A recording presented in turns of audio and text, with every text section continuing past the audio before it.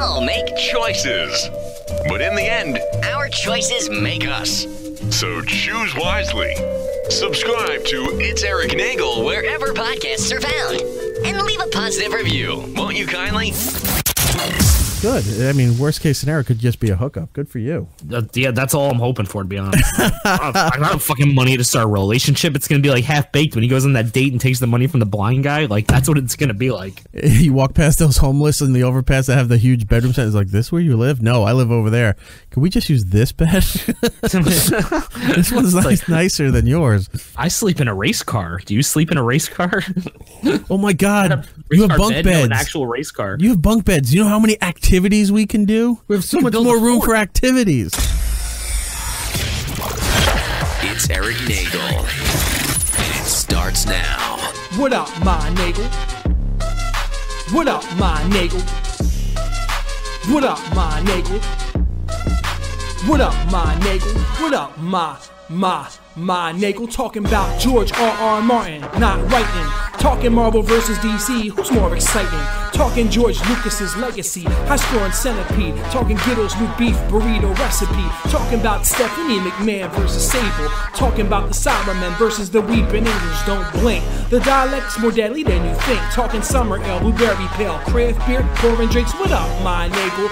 Deadpool 2 features Cable. Talking Funko Pop, celebrity signed a label. Talking online gaming, bitching and complaining. Talking E-Rock, kissing the feet of Matt Groening. Warner Brothers properties, Superman's a mockery.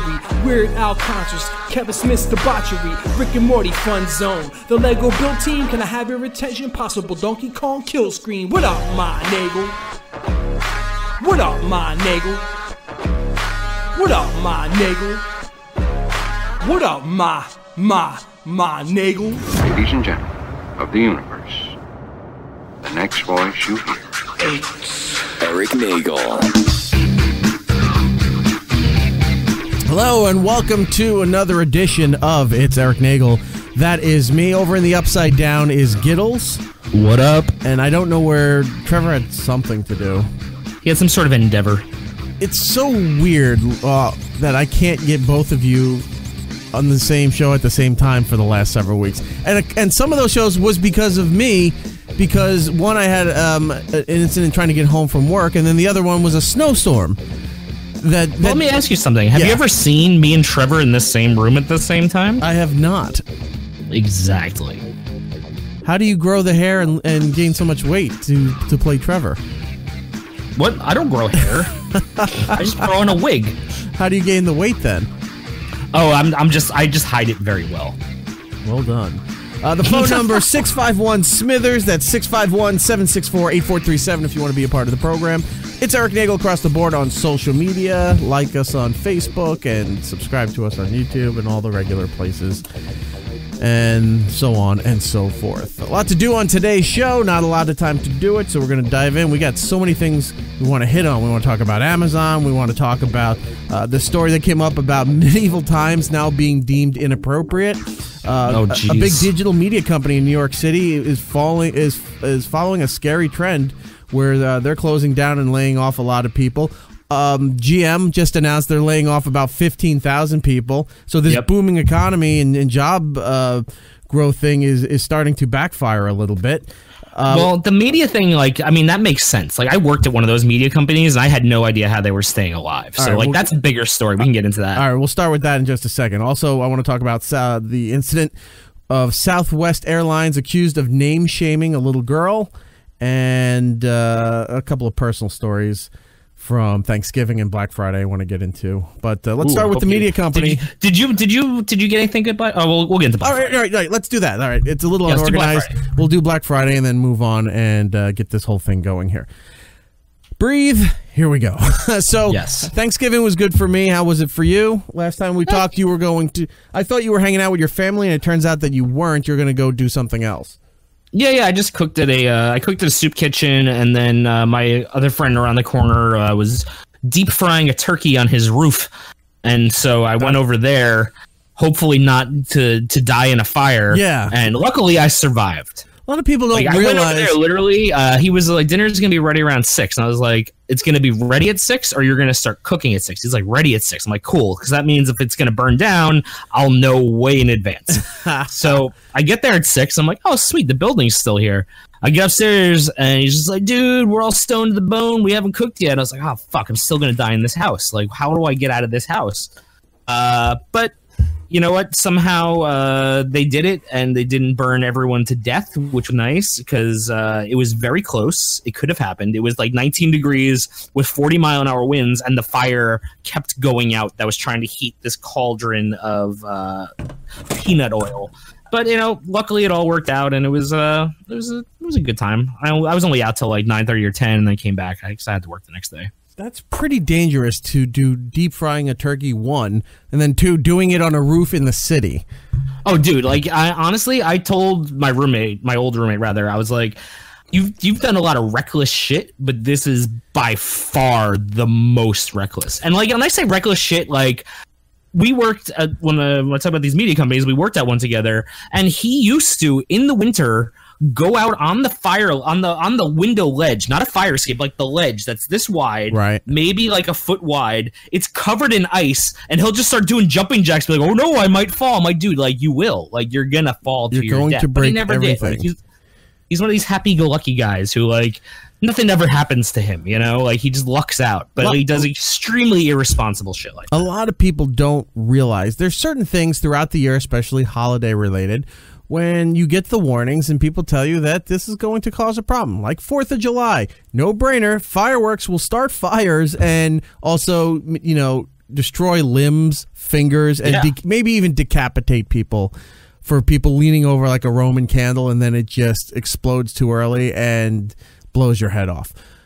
What people don't understand is that deep frying a turkey is pretty dangerous, and you have to know what you're doing because a lot of people, and you always hear these stories, put in a frozen turkey into a cauldron of boiling oil, and guess what? Explodes. Yeah, it's 4th of July now on Thanksgiving. Explodes. Well, that's the thing, and I told him that. I was like, listen, like I know this is reckless, and I know you're going to do it no matter what I tell you, but I was like, please make sure that the turkey is fully defrosted. Like, make sure, like, you know what you're doing. Make sure you measure the oil beforehand. And he's like, oh, don't worry, dude. I'm doing it with my buddy. And my buddy's cooked, like, 10 of these.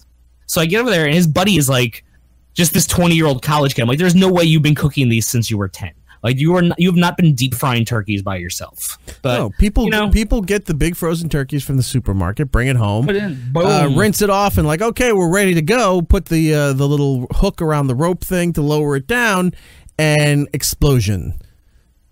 Doesn't work that way. You have to let it thaw for at least 36 hours or something like that.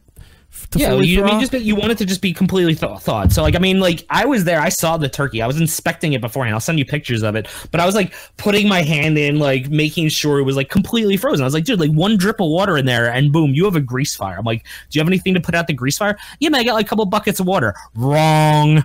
Like, no, you need to have giant, fully charged fire extinguishers.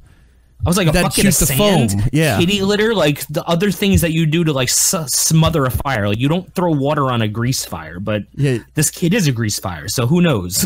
But it came out okay. Yeah, it came out great. It was actually fucking delicious. But like, you know, after it's done, you know, it's not like one of these things where you put in a turkey and it comes out like a bucket of KFC. It's just a turkey that's fried, right? And it's just crispy. But you know, it wasn't bad. I'll say that. I mean, the gravy was really good because I made it. I'm not. You made it without the traditional drippings from the turkey? Well, you can't. Yeah.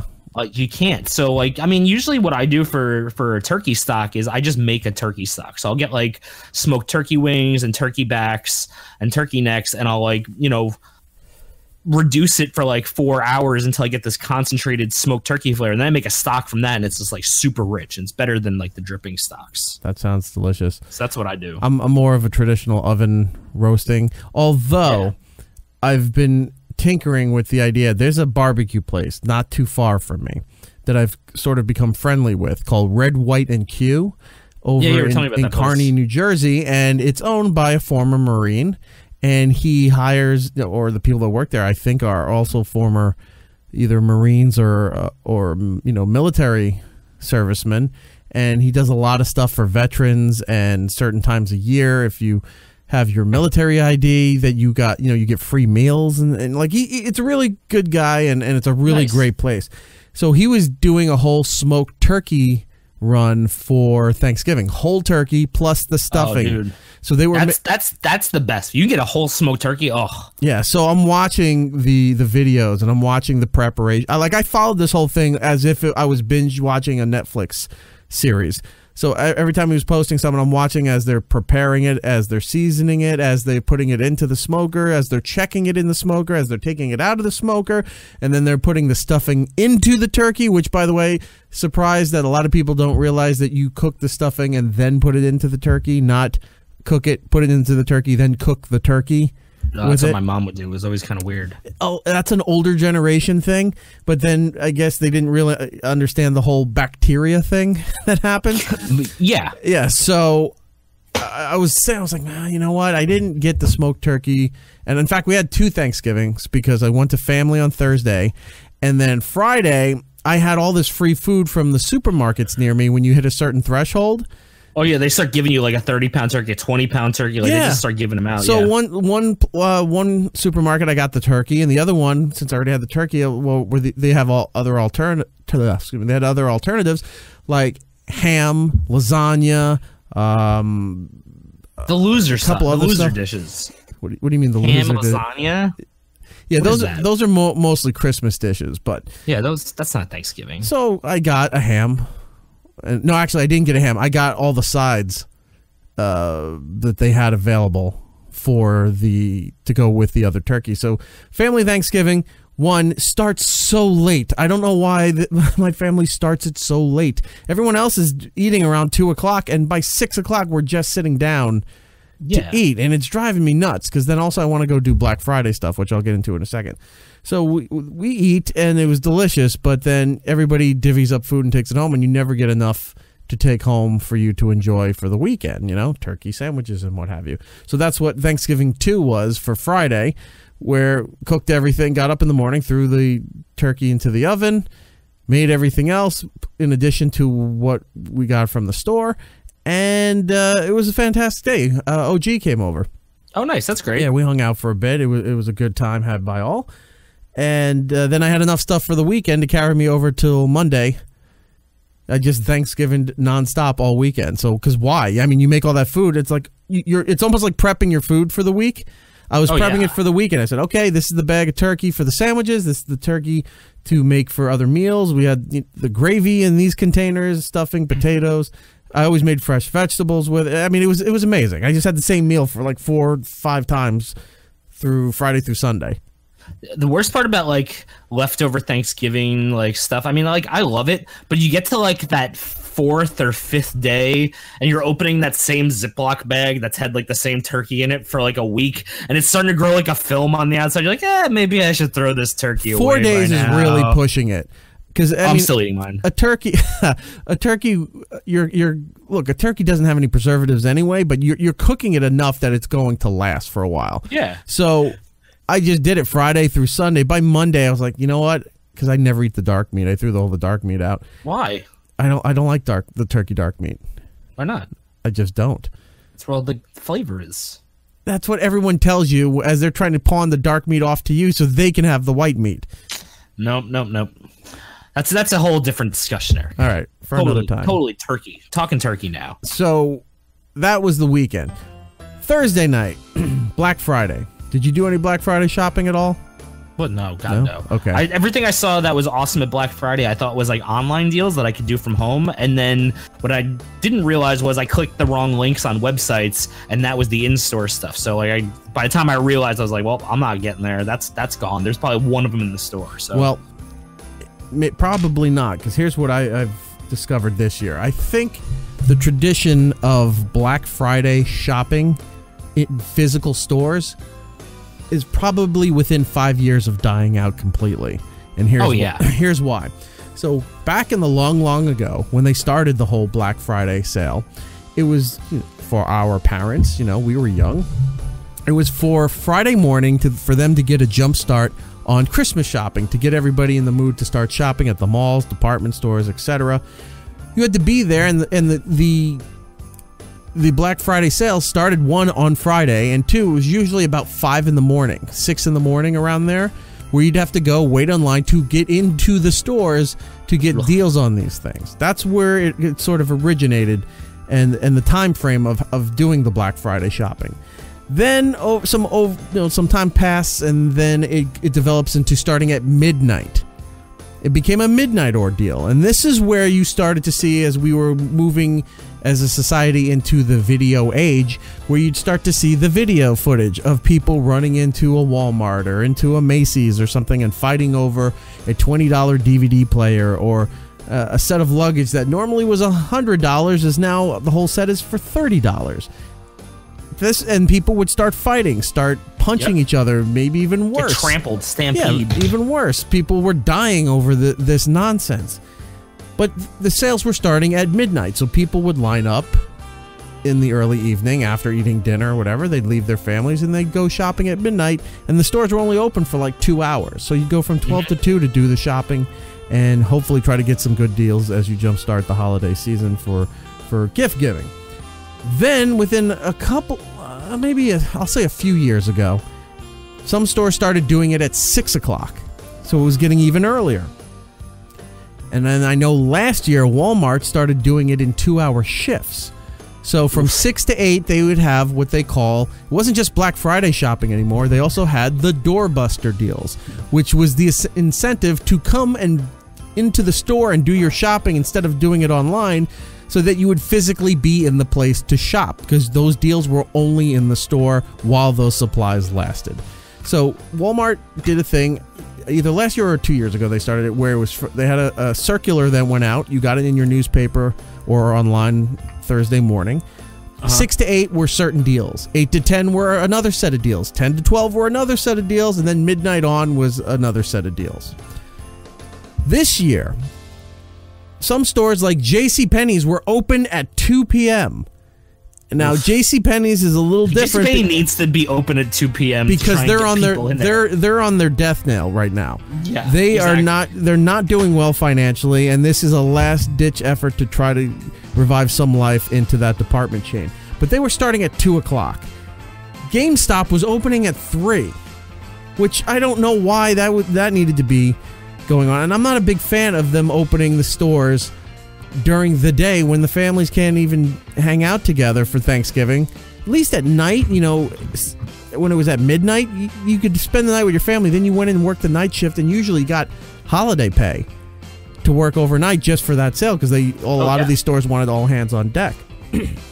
So this year, like I said, some of these stores were open 2, 3 o'clock. The sale started at 6. I get there 10 o'clock, expecting to still see a crowd and everything. It's like, it's still fairly early. They're open till 2 a.m., like the halfway point. All the stores I went to were pretty much dead. Yeah. And the pallets that were out in certain stores like Walmart or Target, they take all these things out, but they put them in different departments that don't associate with the product you're looking for. So you can't find it, so it's like a scavenger hunt? They're in the main walkways of, when you can walk around in a square perfectly, because they have the big wide lane, so you can go and hit each department. Like over by the food section, they had the DVDs and Blu-rays and video games. But if you go over to the video game section, they had clothing there. They had everything all mixed up, so that not only would you shop for the Black Friday stuff, but you would go into the other departments and like, oh, there's something over here I need too. It's just maybe I need underwear to go with this PS4. Exactly. You never know what's going on. Yeah. I walk in, a lot of this stuff is pretty much full. The pallets aren't that empty. And in the case of Walmart, they had a color coding system on all the DVD, Blu-ray, and video games. So you go look at the color chart, there's no prices next to the color chart. They never bothered to fill it in. So all these people are asking, hey, how much is this? Yeah, what's the price for this? And I heard one of the employees there saying, obviously she didn't want to be there. She was saying, oh, you get the price when you check out. And this one lady says, I'm not buying this. I'm not taking all this stuff to the checkout to find out I don't want to buy this. Yeah. Nothing That's was stupid. Yeah, it was very stupid. It wasn't priced right. So a lot of these stores were empty, and I was tweeting about something, and somebody wrote me. I'm trying to remember who it was. It was somebody who listens to the show or the older show I used to do. wrote me and said, I think it was Best Buy I was talking about. And this lady said, that store is not in my area. Like, she doesn't have a Best Buy near her. But she went online to look at something and saw that the doorbuster sales were available on the website. Now, this is crucial because the doorbuster sales were what companies used to get people to physically come into the store in hopes that they'll buy that and other things while they're in the store. Yep. So now you're putting these doorbuster things available online, giving more incentive to saying, why am I coming to the store in the first place now? You've now hit the point where you don't even need me in the store anymore. Well, and it's like even the online stuff has like changed this year, because I was on Newegg because I was looking at like some computer stuff, and like they started their Black Friday sale on Thursday, but then it was also like Black Friday sale goes till Monday, and then on Monday Cyber Monday week starts. Like Cyber Monday week. I was like, it's not a week. Like, just say you're having deals. Like, you don't have to like give me a gimmick. Just give me a good deal all the time. Like, I don't have to wait for this shit. And this is what happens. A lot of these sales, a lot of these companies that are selling everything, because they have consultants or marketing leaders or whatever, are getting too greedy, and they're ruining their own marketing for these things because they're over-exaggerating what the stuff is.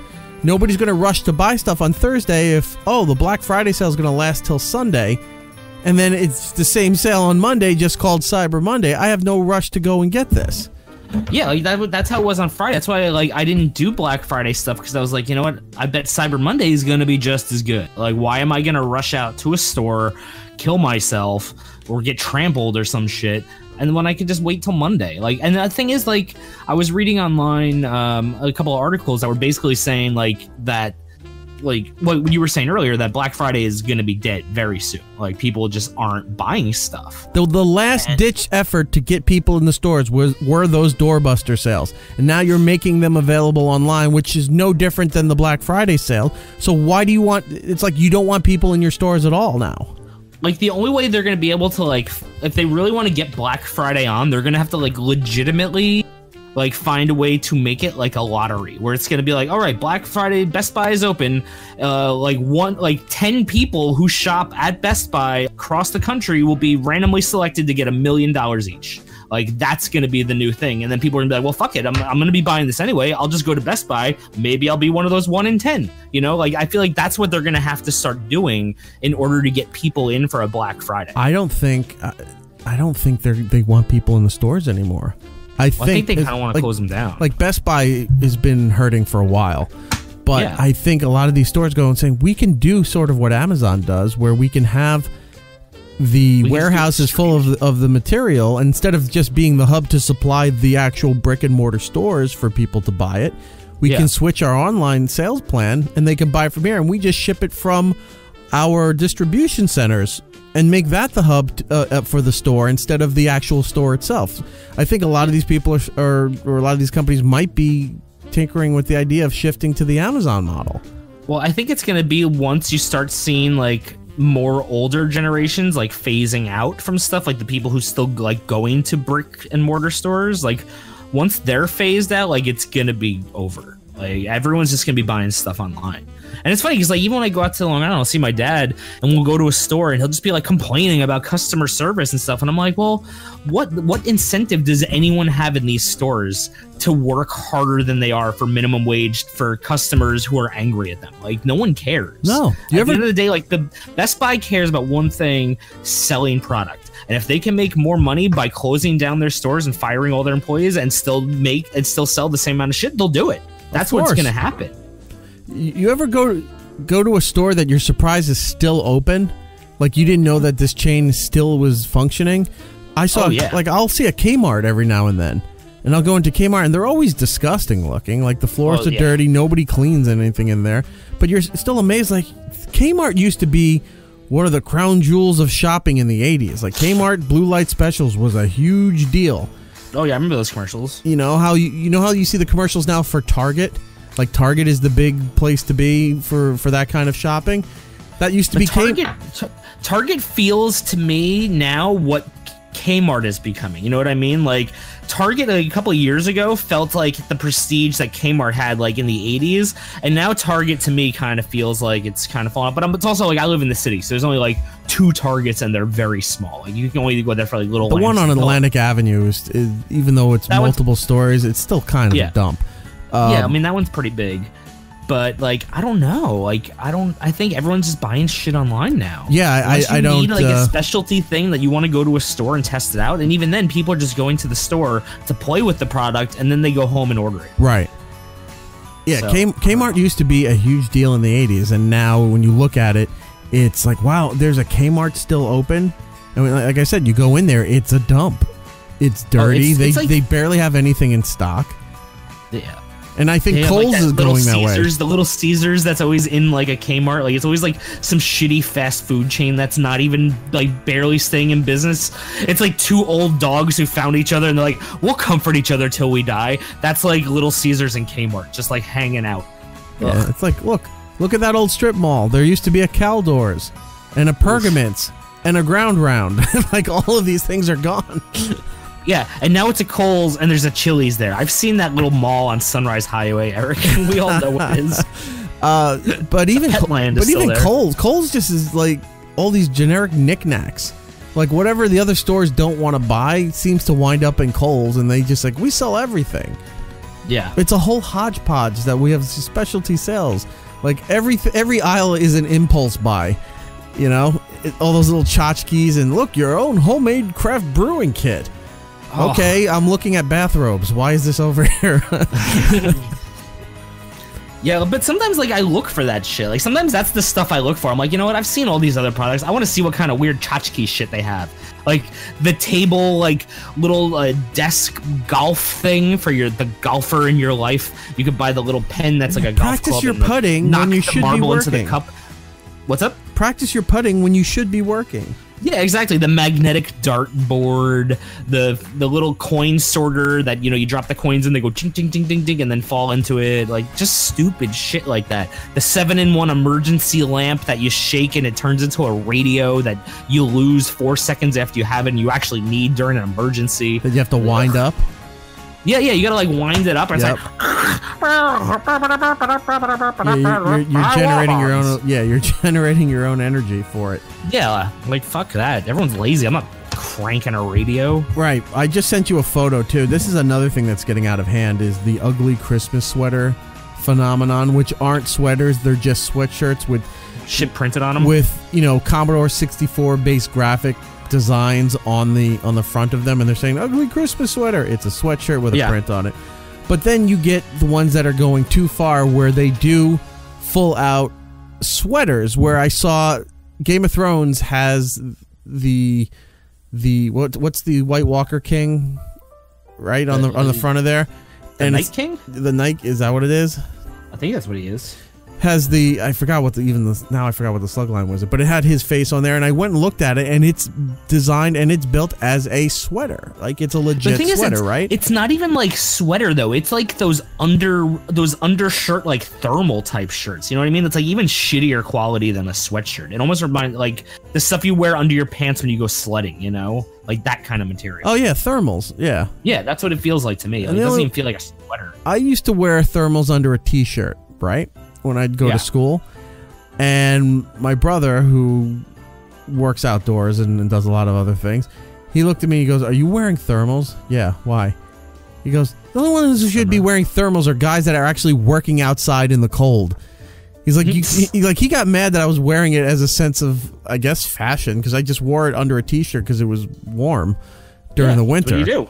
And then I never wore them again after that. He shamed me out of it, so I never bothered to wear them again. But I just sent you a photo. I'm going to put it up on It's Erik Nagel on Instagram. The sweater's getting out of hand. Look at this one here. It has garland and ornaments glued to it while it has a graphic print of a really crappy looking fireplace on it. And this thing, that's awful. This thing was on sale. It actually has Jeff Garlin on it. Yes. Like, you weren't kidding. It was on sale for $30. Oof, that's not on sale. That is garbage. Who would buy this shit? And not only that, like the artwork on it, it looks like it's like South Park. You know what I mean? It's like that South Park animation. Yeah. First season South Park. Yeah. Like when they still had to cut out the cardboard. Yeah. This was the thing on the garland on it. Like that can't. Like I don't know. I can't get in. I know we've talked about this every year, but it's not an ugly sweater unless you like ironically have it and it's like from the 70s or like from the 80s. You know what I mean? Like you can't go out, buy a shirt that's just like, I'll be coming down your chimney all night, her, and then wear and be like, I have an ugly sweater. It doesn't work that way. Like, you have to have something that has a poorly stitched dog with maybe a poofy tail on it and, like, a bad Christmas tree that your grandma made you. Like, that's an ugly sweater.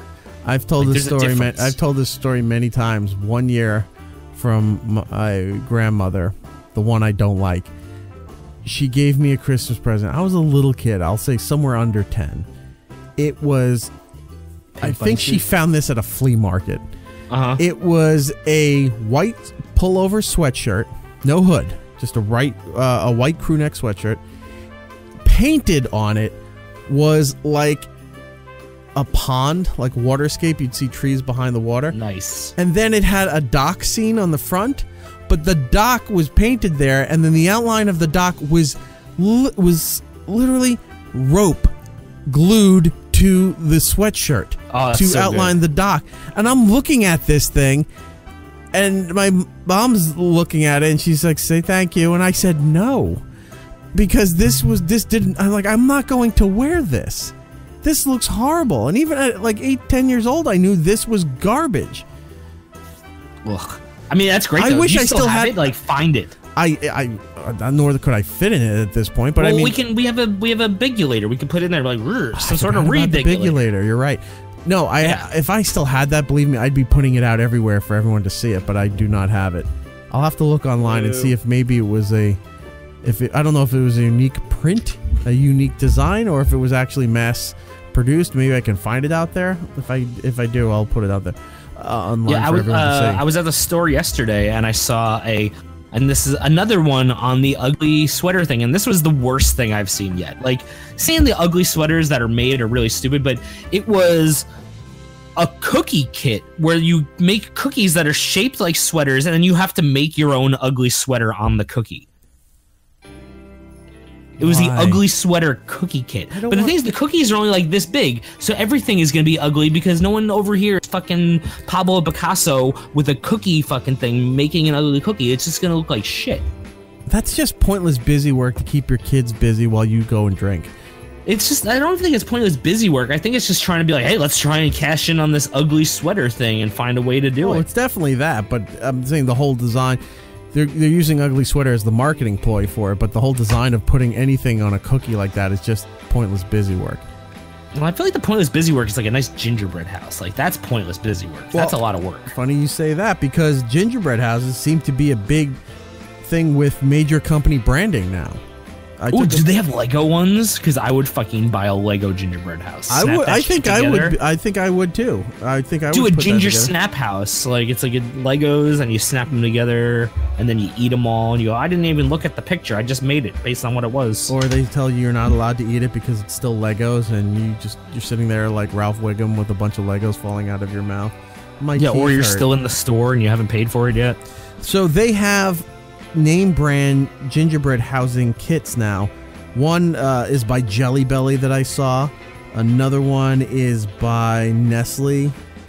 I took a bunch of photos of these things. I'll put these up on the consumer website, but the consumer Instagram account. Look at this gingerbread cottage kit, and it's the Willy Wonka products.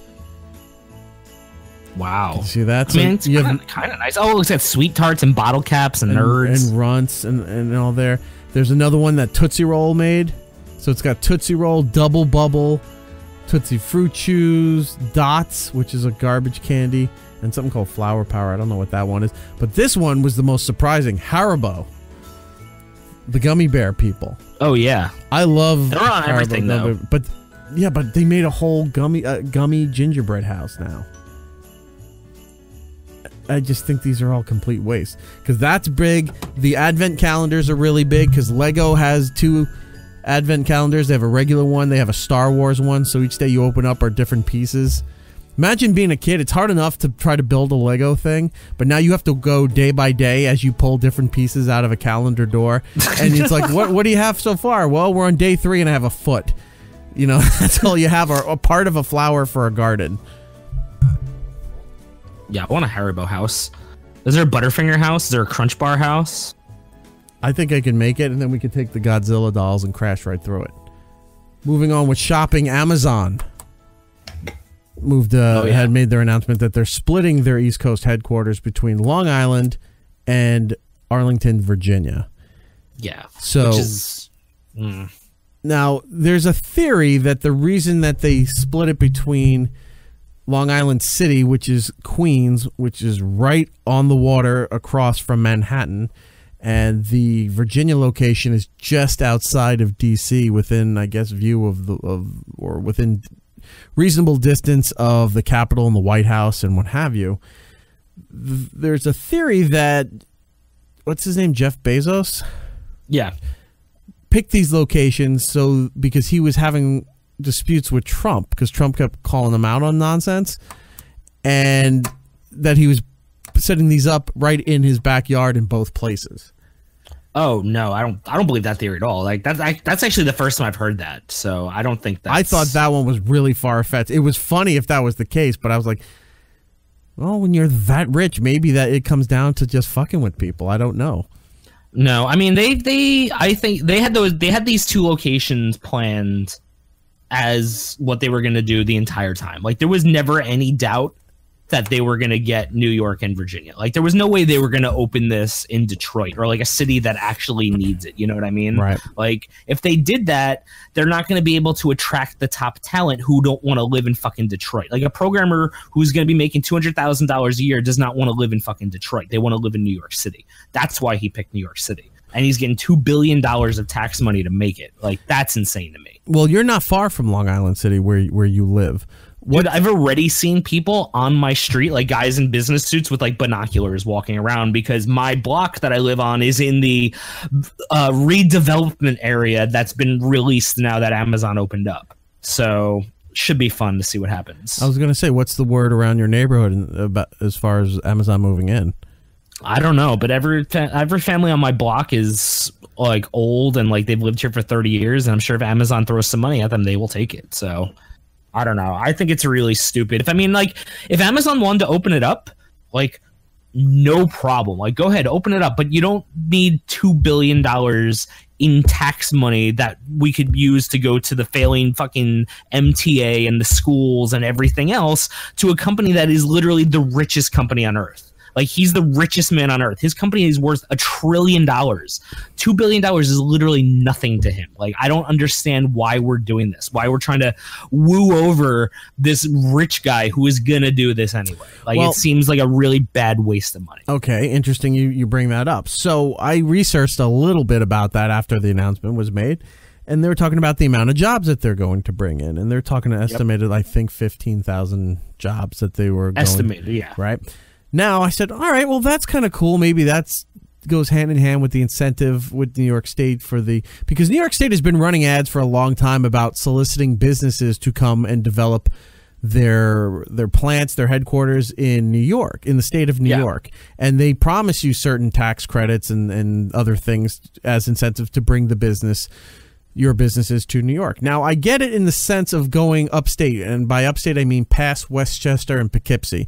You're talking If they opened this in Buffalo, it would have been great. Like Buffalo could use this industry, you know, like they could use something like this. That's what the ads were technically for. Were for all that vast area of New York up past the Hudson Valley, where there's a lot of open space and not a lot of big industry up there. Where if somebody decided, hey, we're going to bring our company or our distribution plant or whatever they're going to bring to New York State, they got the incentives to set up a plant and pretty much be the lifeline of a town or a county or something like that.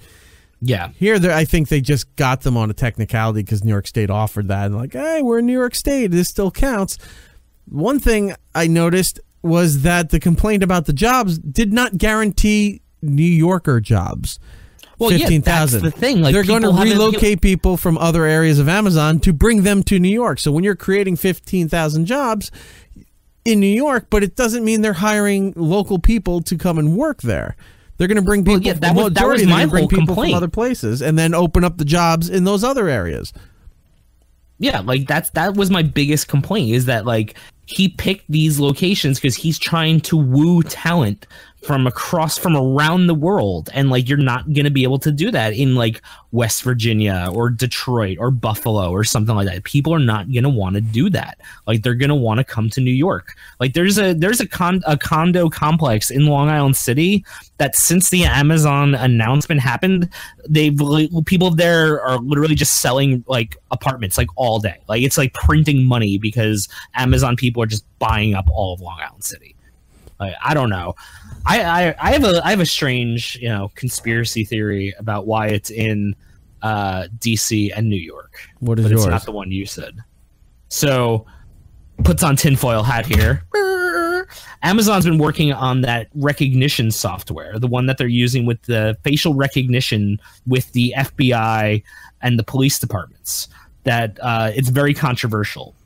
And what's in Virginia and what's in New York? The FBI and the NYPD. Right. Seems like a pretty good way to, find out what the FBI wants. Like, let's run that with the NYPD, though, probably the strongest police force in the country. Like, that's my conspiracy theory on it. Not the, like, we're going to poke fun at Trump. Like, I think he's more diabolical. The facial recognition software, what is that being implicated through? Like, through, like, Kindles or through, like, traffic cams? No, it's being used by anytime your face is scanned, to run it against like FBI and police checks to see like if you're wanted and stuff like that, from what I understand. So like, why not be in Virginia where the FBI is, and why not be in New York where the NYPD is? Like, I don't know. That's my for the conspiracy two biggest databases. But I don't know if there's any proof or anything to that. That's just what I think, because that's how my brain works. That's interesting. That could be plausible. I don't know. We don't know. We're just guessing, grasping at straws, if you will. One other thing with the Amazon is I was surprised because I know for the longest time they were poking around Newark, New Jersey, which is maybe 20 minutes from Manhattan. Just straight up I-95 right into any of the tunnels, and you're right there. Mm-hmm. And Newark, New Jersey, for the last several I'll even say more, maybe 15 years, has been really redesigning Newark, because Newark was a shithole city for the longest time. If you look back in history, there were some really famous riots that happened in the 60s over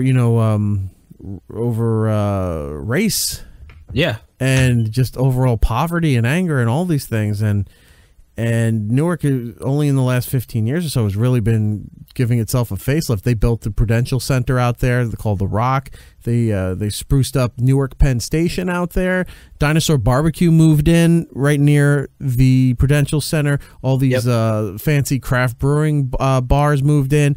Audible set up shop there, which is an Amazon company, has their headquarters there. Anheuser-Busch has a plant in Newark. The airport is right there. There's an international airport. And then I think my friend just flew out of there, and he's like, he took a picture of the CBGB's cafe in the Newark airport. He's like, man, remember when we used to get food at CBGB's and how delicious it was? I was like, ugh, it's so douchey. but we flew out of there when we went to Florida for SuperCon. It was really nice. Yeah, Newark Airport is great.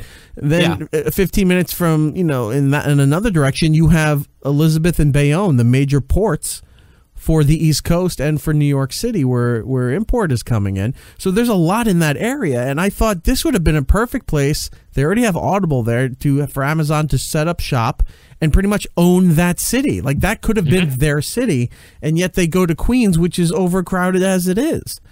Yeah, it's overcrowded. Like, we don't have enough affordable housing as it is. This is, if anything, is just going to drive the prices up more. Because, like, believe me, if a landlord knows that it's going to get, like, money from an Amazon employee, like, they're going to get that money, and they're going to kick poor people out or not do repairs so people leave, and it's going to get really shitty. Like, there's protests in Long Island City, like, every day for people protesting Amazon right now. And the other thing that people don't know is that, we know that they're getting the $1.5 to $2 billion in tax funds, but we also have no idea what else they're getting, because all the negotiations before they picked the city had to be behind closed doors. So we literally have no idea what else was offered to them. But that has to be disclosed at some point, doesn't it?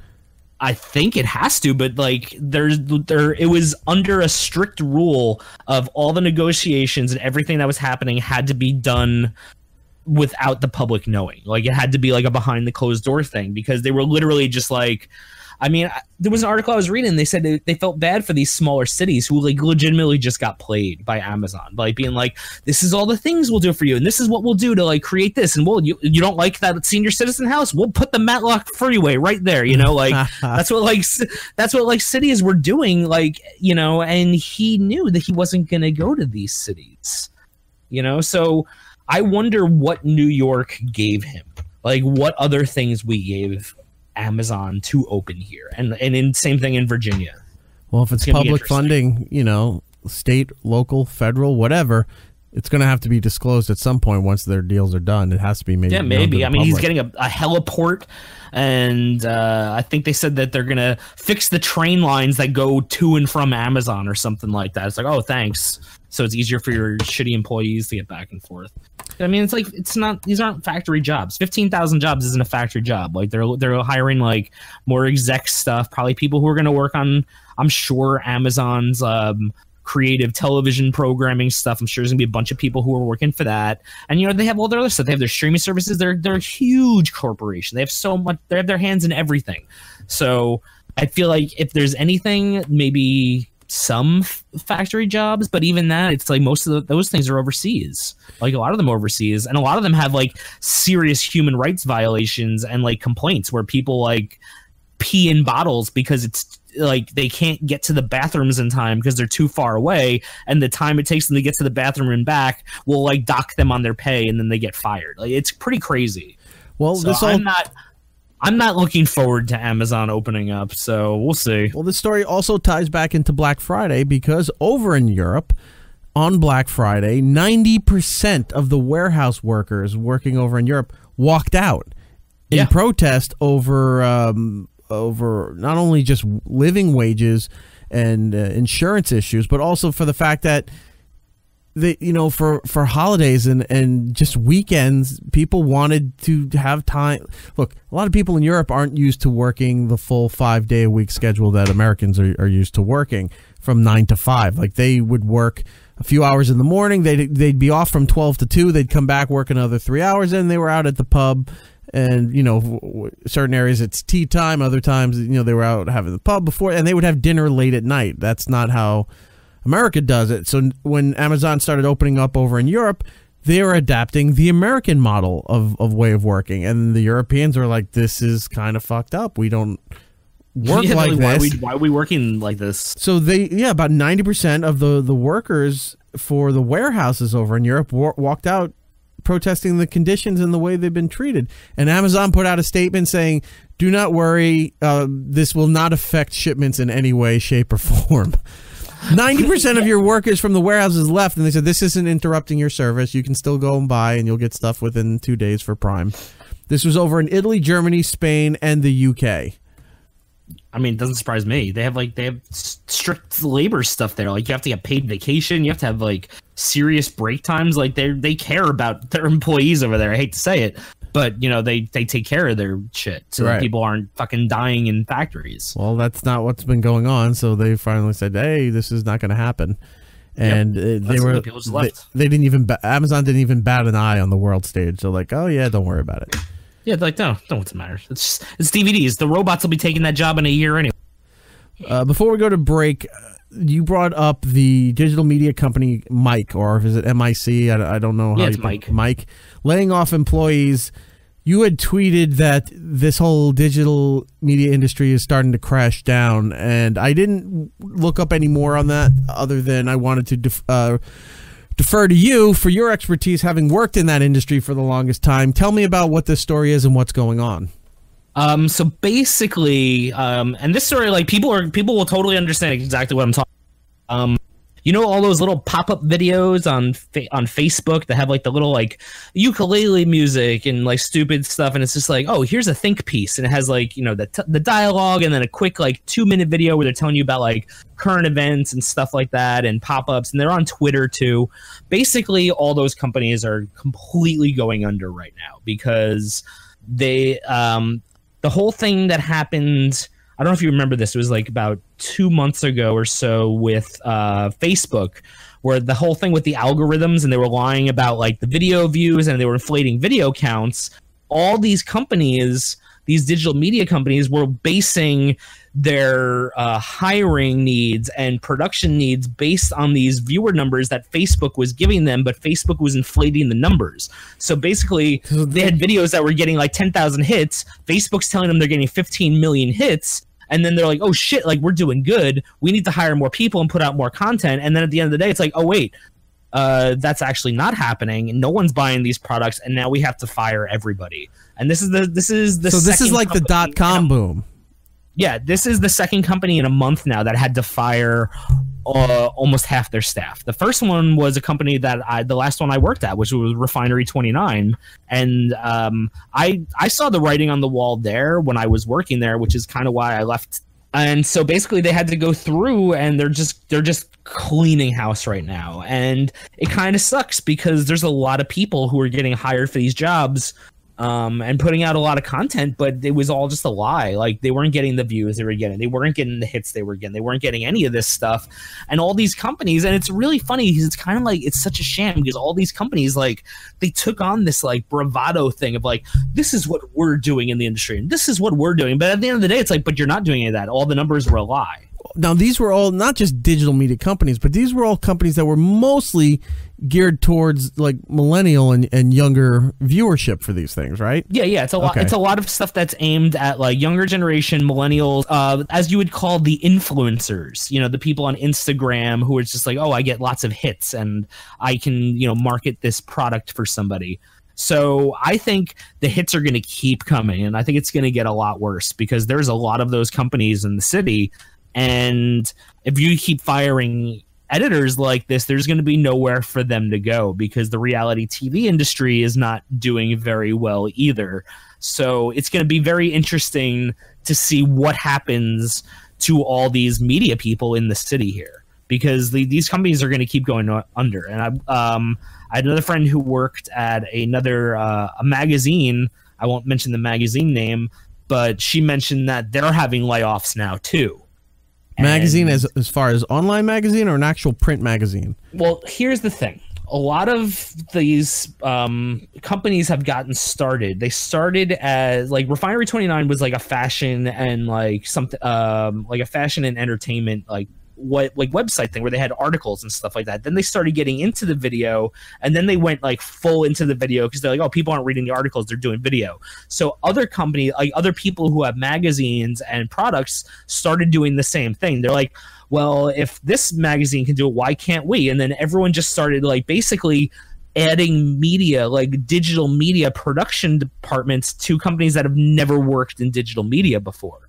So you're getting lots of kids like right out of college who are unfortunately being used by a lot of these companies, not getting paid a lot, and you get bad production quality, and they're just hiring people. Like there's lots of fast turnover, and then as it's turning out, they're not getting the hits or the views they're doing, and they're just having to fire everybody. So it kind of sucks. But if I have any advice for anyone who's listening to this who works in media in New York City or in any of these places, try and find something else because they're all going to start going under soon. So it's pretty shitty. Are these things like BuzzFeed? Is that fall into that? BuzzFeed I don't think falls into it because BuzzFeed like was one of the first. Right. And usually like the ones that are in the beginning tend to stay longer than the ones that come after. Like because BuzzFeed has like a news section. They have like a legitimate news section. They have things that's going on there. They're not like this company Mike that just went under. I think they got bought by someone else actually. I forgot who it was.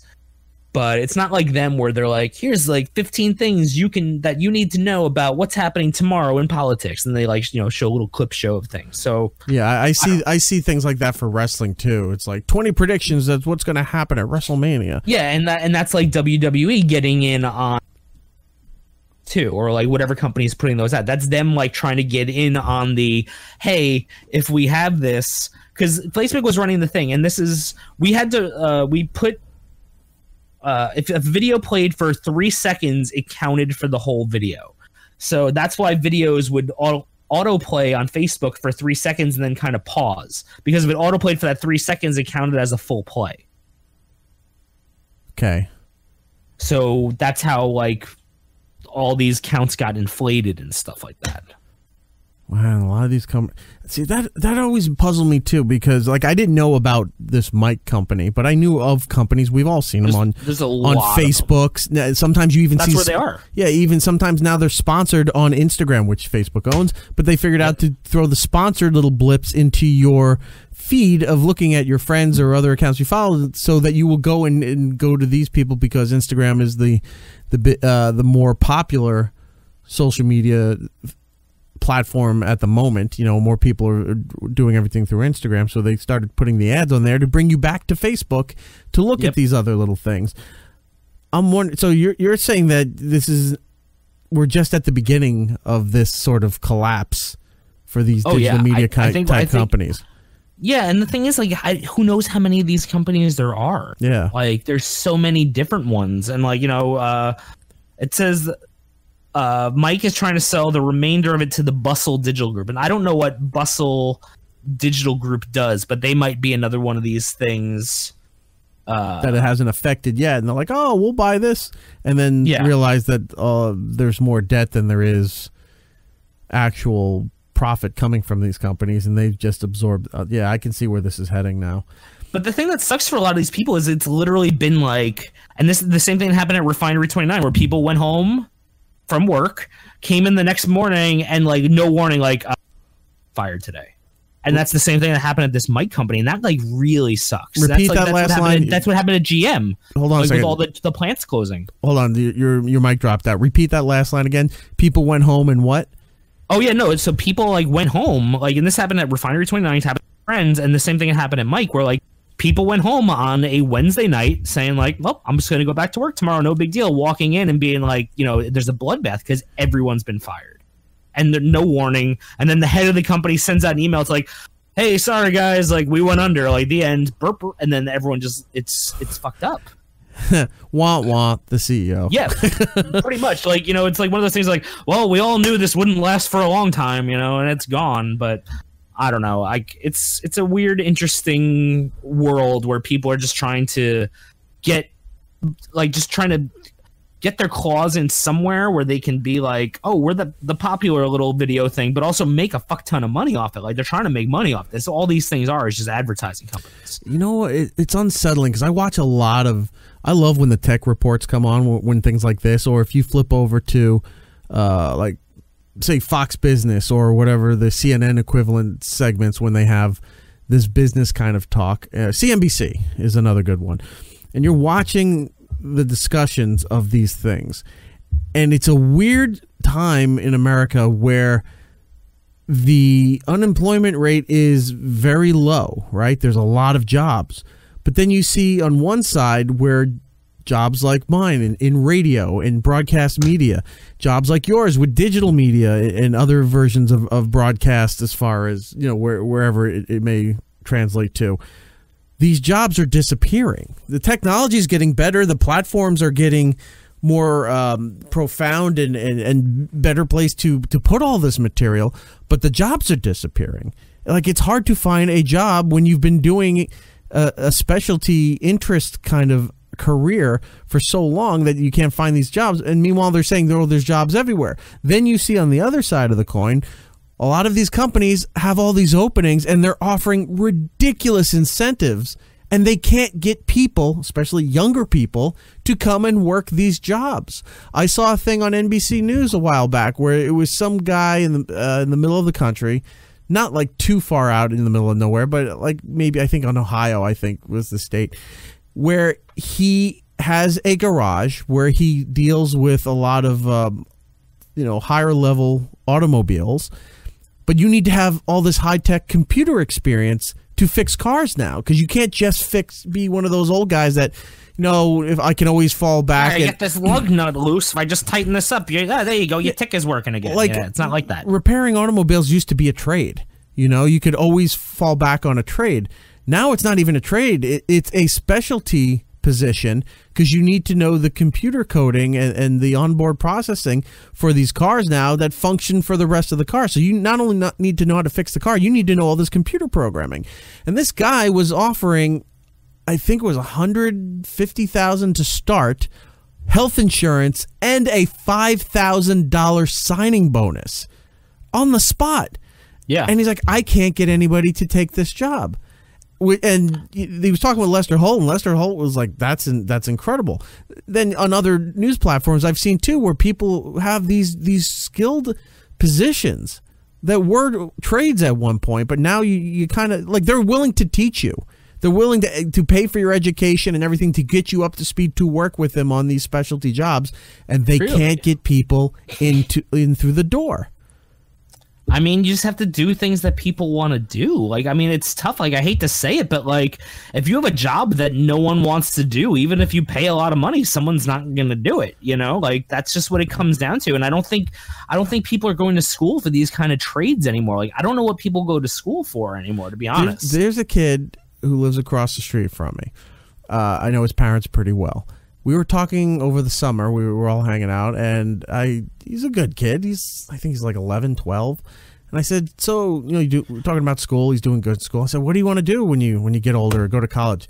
He wants to be an esports commentator. There you go. Right?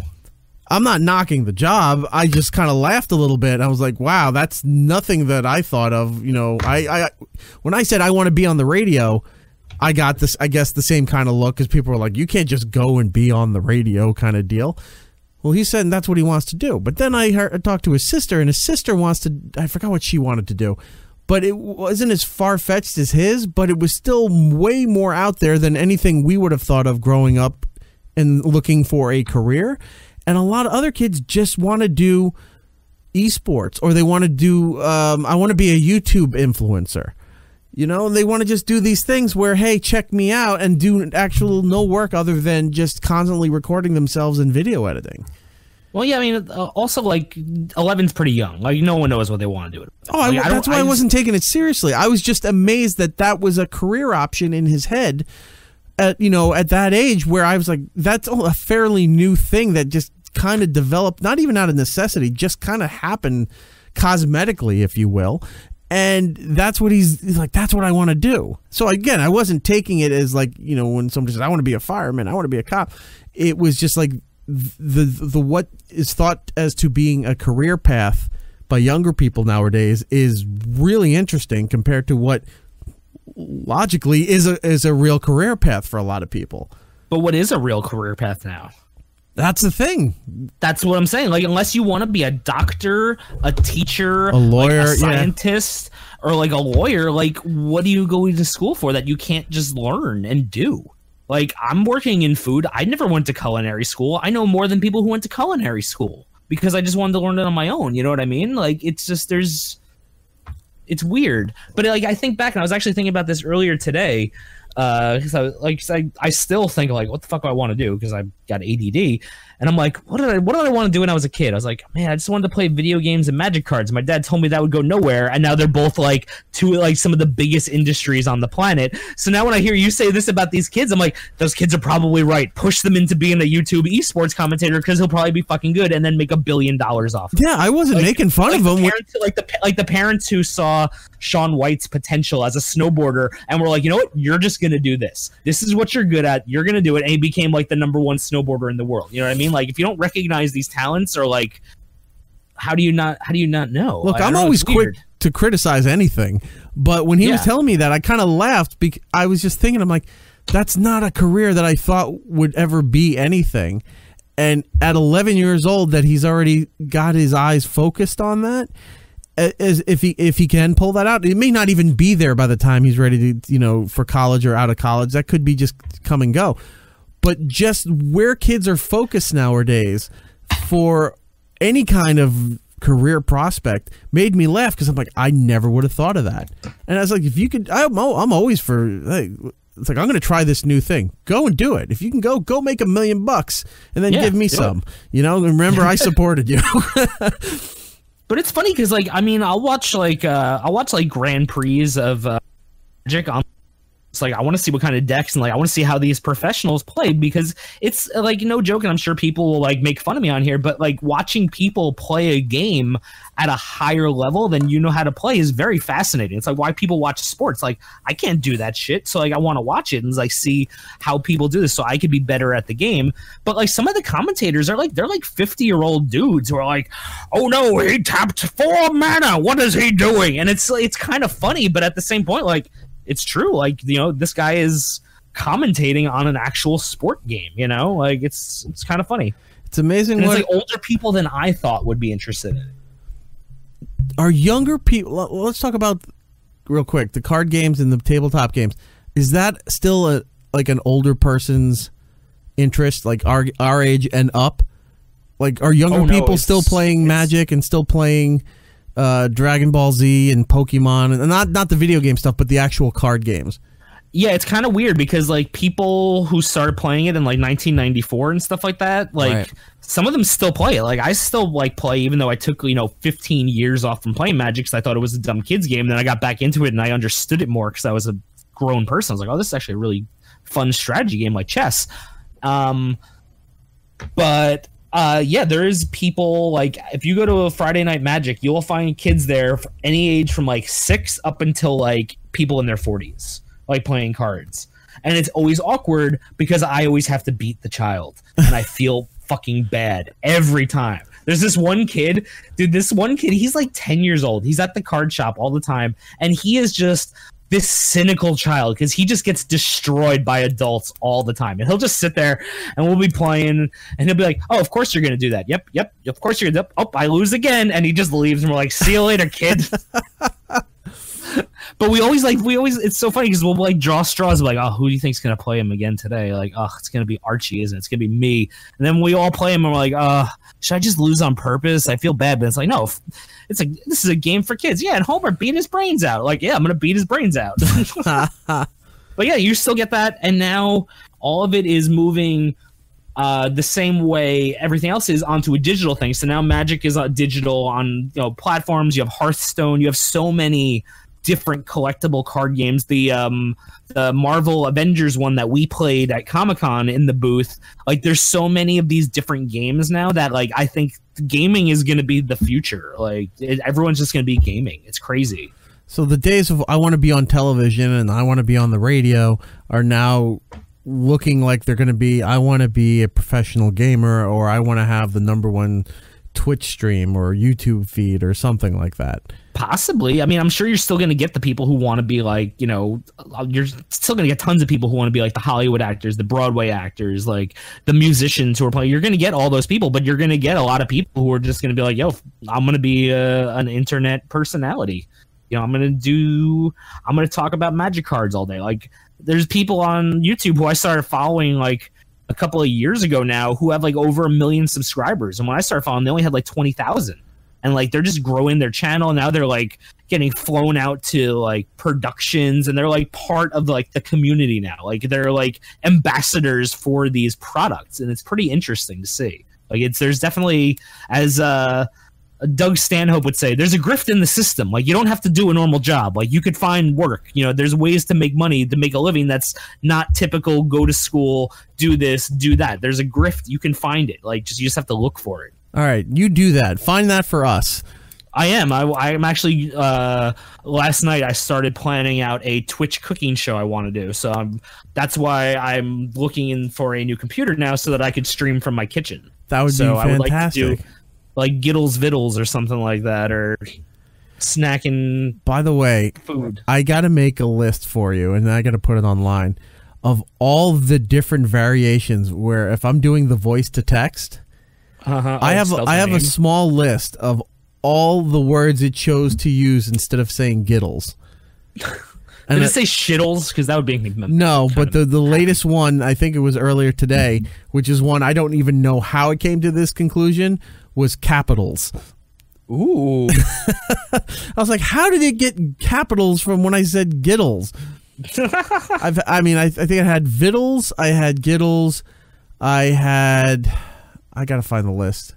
Gittles, Vittles, capitals, Whittles. Skills. Did you get Whittles? Someone had Whittles one. No, I don't know. No, I don't think I had Whittles on that. But anyway, that's for another time. We got to take a break. We'll be right back. It's Erik Nagel with Erik and Gittles. More next.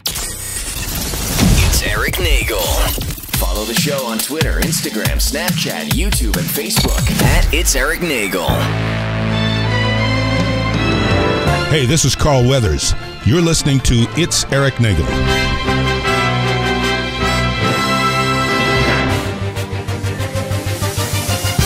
Welcome back to It's Erik Nagel. That is me. Gittles over in the Upside Down. What up? Trevor is off in an endeavor in some way, shape, or form. Looking at last week's box office, number 1, Ralph Breaks the Internet. That is the sequel to Wreck-It Ralph. I enjoyed the first one. I have not seen the second one yet, but this one is a monster. $85 million for the opening weekend for Thanksgiving. Wow. Number 2 coming in is the latest in the Rocky continuation with Creed 2, doing about $56 million. Number 3, Dr. Seuss, The Grinch, the animated one, not the live-action one. Number 4, Fantastic Beasts, The Crimes of Grindelwald. And 5, Bohemian Rhapsody, rounding up the top 5 there for you. I have not seen any of those. I want to go see Ralph Breaks the Internet, but I heard Creed 2 is like 2.5 hours, and I don't know if I want to sit in the theater watching that. Rocky 4 was like 2.5 hours, and that was it really? Story. Yeah, dude. Like, I rewatched that recently. Like, it's a fucking long movie. Like, it keeps going. Wow, I have all 4 of them. I should rewatch that at some point. I think there's 5. Yeah, but I don't think anyone counts that 5th one. Rocky 6, Adrian's Revenge. What was it? Who was the guy? The boxer developed AIDS and died shortly after the movie came off. Tommy Morrison or something. I don't know. Yeah. But yeah, no, I think Rocky 4. Oh, Rocky 4 says only an hour and a half. I think it just felt longer than that. Last fight scene feels like it takes an hour. But remember, he wasn't doing it for Russia. He was doing it for him.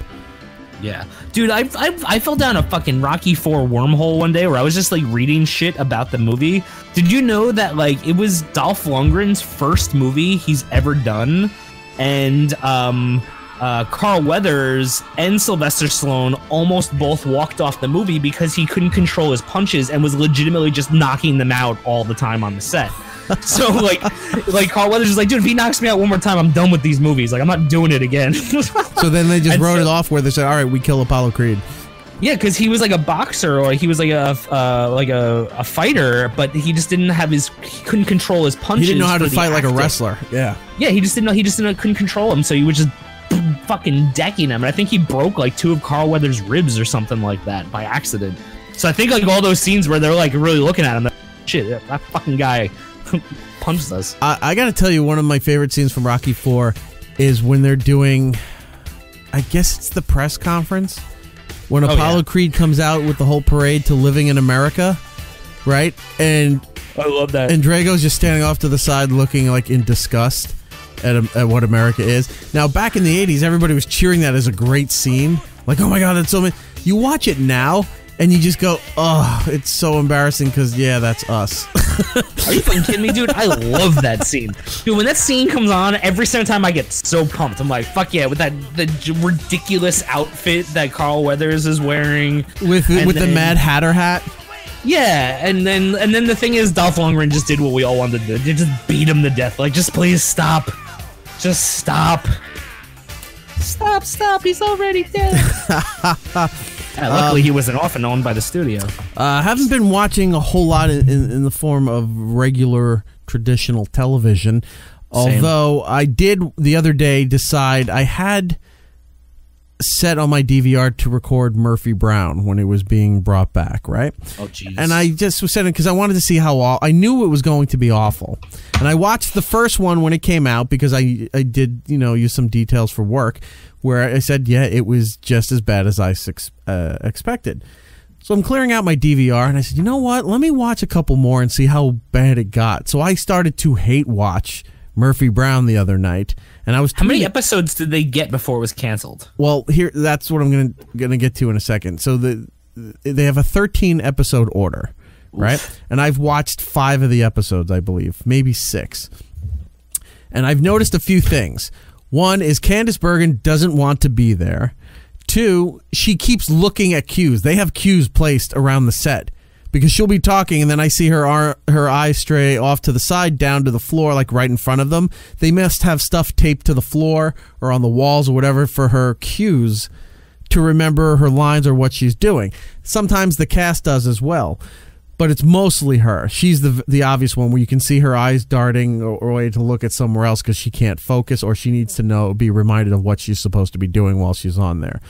The dialogue is this old form of old hacky jokes, but it's translated into modern topics, into current day news. So, and the way they deliver everything is when they're talking about Sarah Huckabee Sanders at one point, and there was one of the reporters were saying that, you did a report a while ago before she was even in this administration. We were off somewhere like that, and she has this big crush on me, and it's going on. And the one girl kept going as if the emphasis on saying her name in this cadence was the joke. She kept going, Sarah Huckabee Sanders, like that all the time. It's like, do you have to keep saying the name like that? It's not funny. It's not adding any emphasis to whatever the punchline is supposed to be. It's just making it more obnoxious and more annoying. Yeah, and everyone vomits in their mouth a little every time you say it. A lot of bad jokes and a lot of weird sight gags. So I even posted, if you look on eRock Radio on Instagram, I posted a video clip of this end of an episode where she's fake dancing to a tirade that she had that somebody did a dance remix to, and she's doing this fake dancing like she's being cool and funny, and it's doing a above the head in the living room pull out scene until it fades, and you're watching this and said even old people that watched this when it was on in the late 80s and the early 90s can't be enjoying this. Like the people who were originally fans of this can't be enjoying this. It was so god awful. Then I had people yelling at me because I post with the hashtag, telling me, "What have you done that has have any merit or accomplishment?" and all this other shit on me. That was just producers. Yeah. And next day, Murphy Brown canceled. So then I was like, "You were saying." What have you done to keep these shows on the air? I canceled your show, miss. So the word came down, the show is canceled. Now, this is what's weird. They said it's a lot of the headlines say it's canceled, being the article I quoted was from the Hollywood Reporter. But they're saying that it had initially it was only intended to be a 13 episode run and it's fulfilling its agreement. I'm like, nobody orders it as it's only going to be 13 episodes and then we're done. That's a mini series.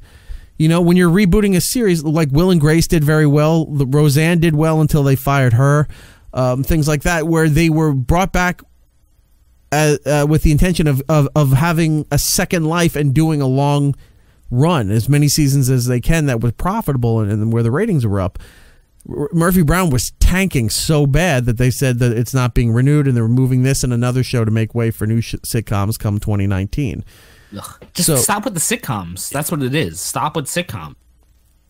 They're done. It's an old time. It is. People are over it. The last network sitcom that I have actually enjoyed and I still enjoy is Modern Family. I think Ed O'Neill and the rest of that cast are really good at what they're doing, and I think the story writing and the storytelling is very good for that show. Outside of that, I don't see anything else that's a network sitcom that holds interest, that breaks any new ground. It's the same tired formulas. And I was when I say sitcom, I just mean the ones that have because does Murphy Brown still have the canned studio laughter? There's a live audience there. You can tell it's not canned laughter, but you can tell they're being told where the jokes are to laugh. Yeah, that's what I mean. I think that kind forced of laughter. Yeah, I think that kind of sitcom is on the way out. I think the last big one in that genre, and which will probably end all of it, was probably Big Bang Theory. Well, that's ending next. Is it ending this year or next? It's ending very soon. It's still going, but I think it's that's probably going to be the last major one of that with like the studio audience and all that stuff. I think they're just moving too far away from it with like everything else, because Modern Family, like you said, won tons of awards, doesn't need that whole thing. And Modern Family's not shut in front of an audience, and it's not playing to an audience where the guest star walks in, woo, and they're holding their lines until the applause dies down. It's not that at all. When you see the guest cameos, it's in the middle of the action of whatever's happening in that scene. It doesn't stop. There's no pause. It doesn't take you out of the moment, and you start to believe that these people are real. That's why shows like, I mean, I hate it, but like This Is Us does very well on network. Porn? Huh? Yeah. Cry porn? Yeah, it's emotional porn. Where I hate that shit. I hate that too. But you can see why it does well, because it's not doing what a lot of other shows are doing. So at least it's going in a somewhat unique path. And you get why some of those shows work, because you can't do the traditional sitcom shit anymore, as Murphy Brown is showing, and other things where you have the Connors is tanking since they pulled Roseanne out. And up until this most recent episode, they wouldn't even reference Roseanne. They kept saying my sister or your mother. Yeah.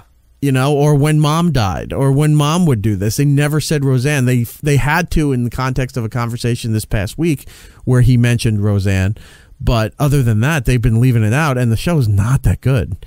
Like, you needed her, even though the other storylines could be around the rest of the cast and you're going off to do whatever, but you needed her as the center, whether you liked her or not. That's the only way that TV show worked. You needed her as the center, you needed her observations, and you needed her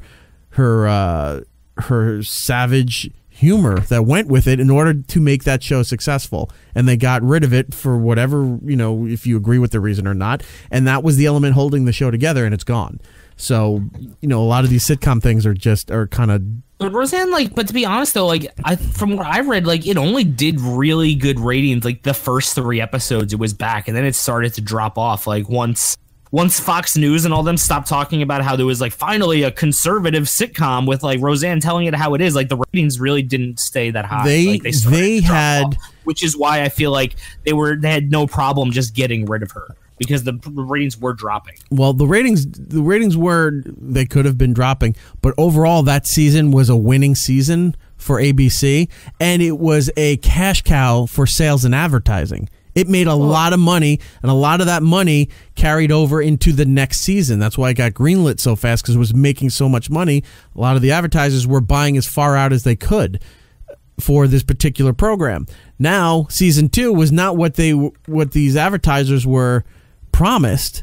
So some stayed on board, a lot of them left, some changed hands to different advertisers, and because it's not making money now, there was an article saying that they may have to restructure because John Goodman and the lady who plays Aunt Jackie are making too much money because their deal was based on Roseanne, not on the Connors.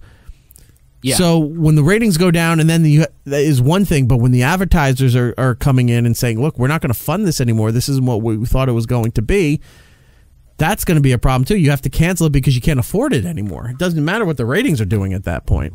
Yeah, exactly. But other than that, there's nothing really else on television that's really worth discussing right now, other than, the typical Christmas shows are back. There was fake outrage over Rudolph the Red-Nosed Reindeer I saw last night.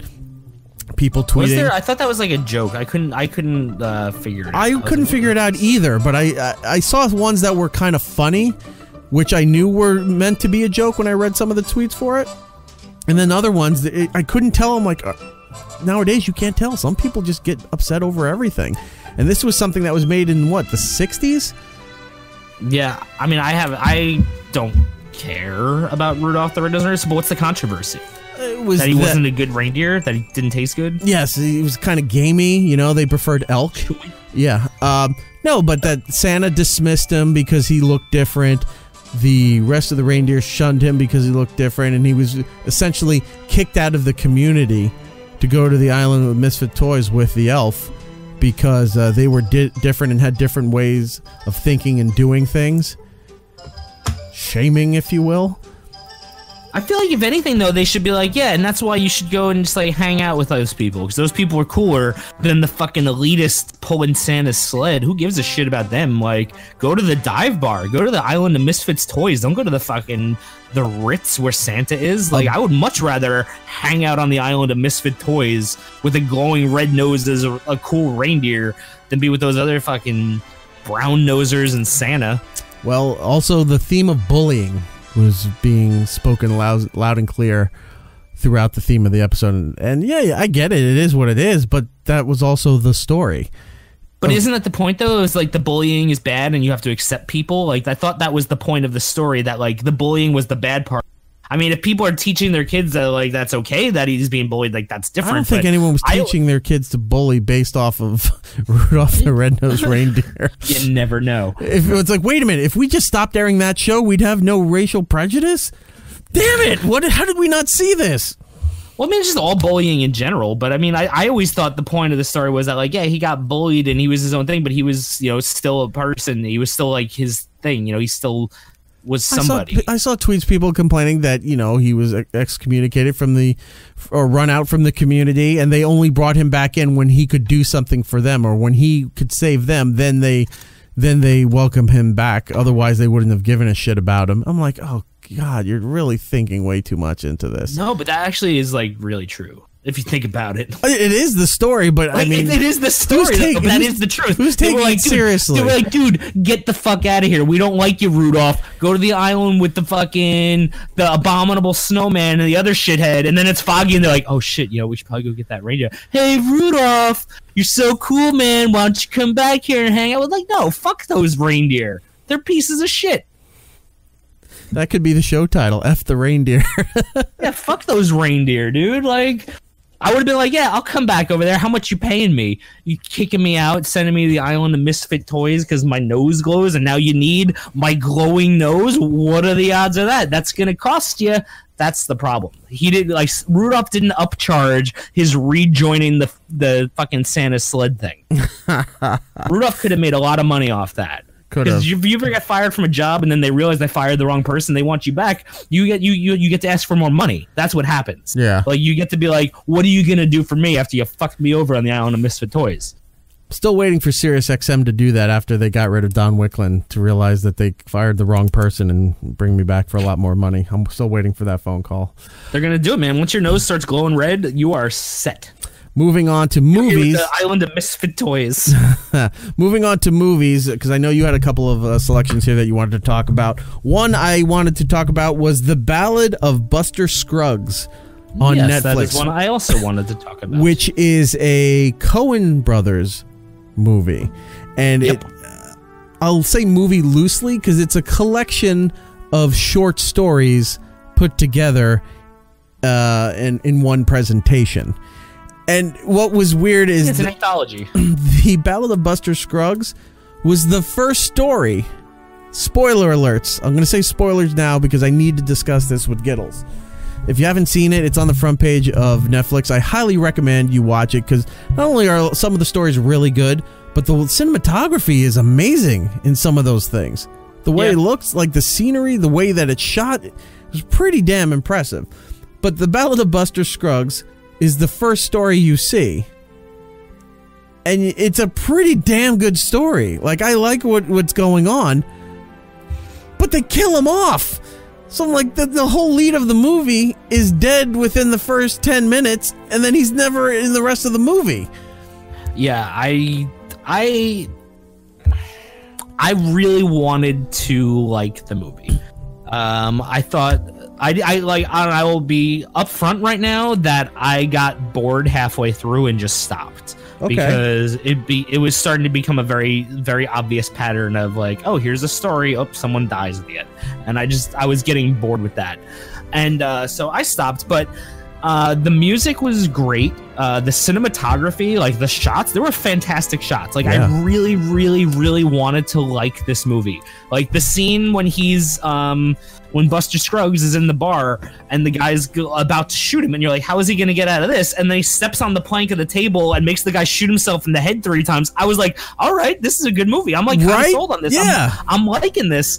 But then it was just every story just ended so abruptly, and it didn't feel like they were going to come back and tie it all together, and I just got really bored with it, and I just kind of checked out. And by like halfway through the third story, I was like, I don't care about this anymore, and that was my problem with it. But I really wanted to like it. I tried. Did you at least see the Liam Neeson story? No, I just didn't care. All right, I didn't really get the whole purpose until the very end. Like, I don't get why. I can't really discuss it with you. I mean, I'm not gonna finish watching it, so you can spoil it. No, I kind of need you to see it because there's a visual aspect to it. That's something.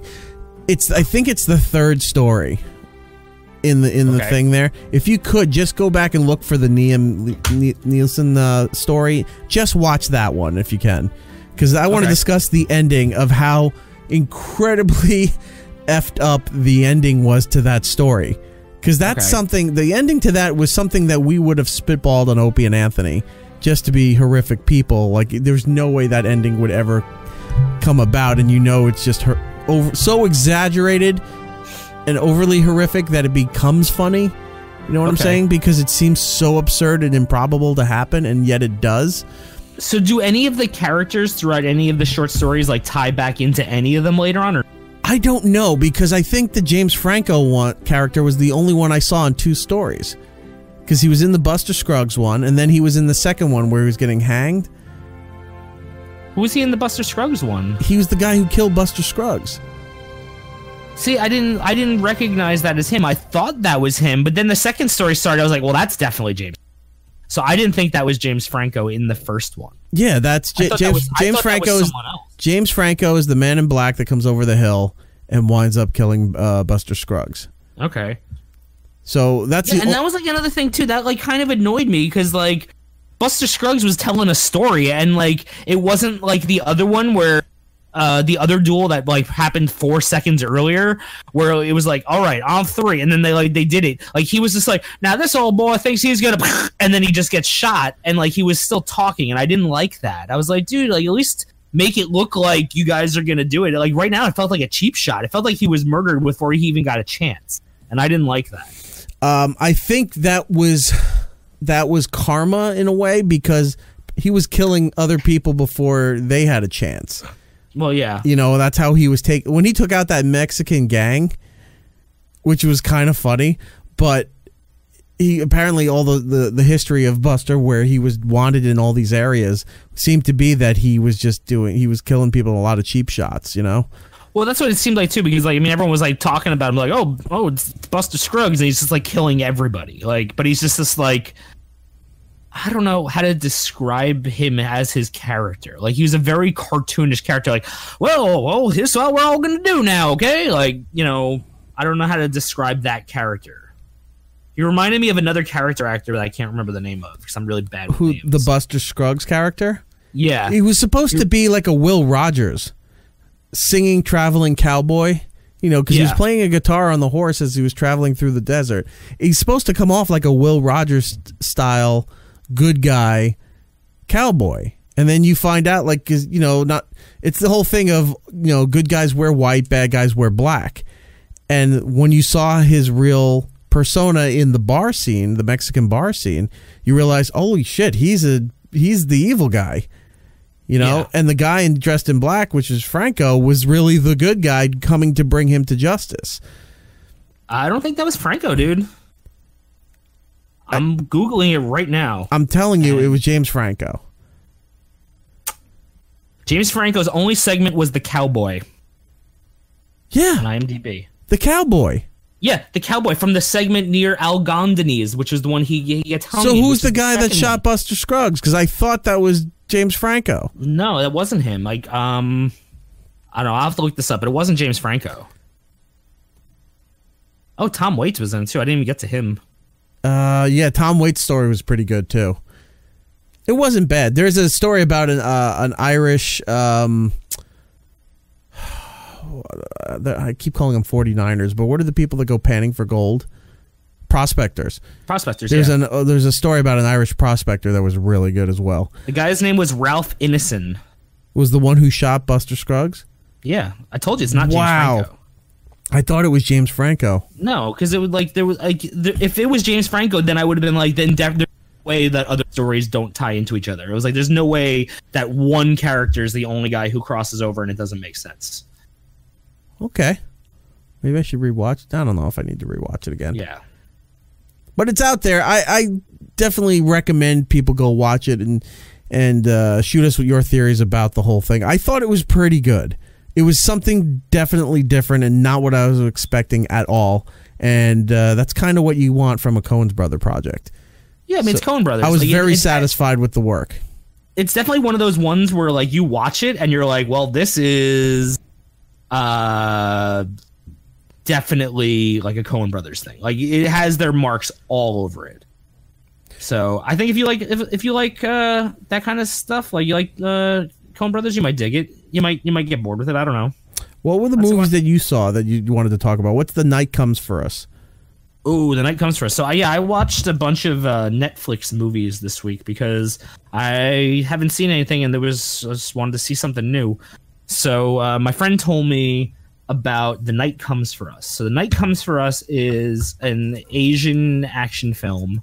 It stars most of the cast members of the Raid Redemption, the action movie that's like super crazy and over the top.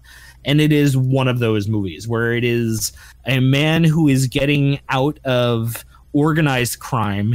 The lead is a member of the Six Seas, which is, all the different trade organizations between all the different crime. He wants out. He finds his way out. They don't really explain why at first. You see a scene with a small girl on the beach and people about to brutally murder her. And then the next scene, he's with this girl and she's alive. And so the whole movie is basically the gang of this organized crime syndicate trying to kill him for what he did by leaving the organization.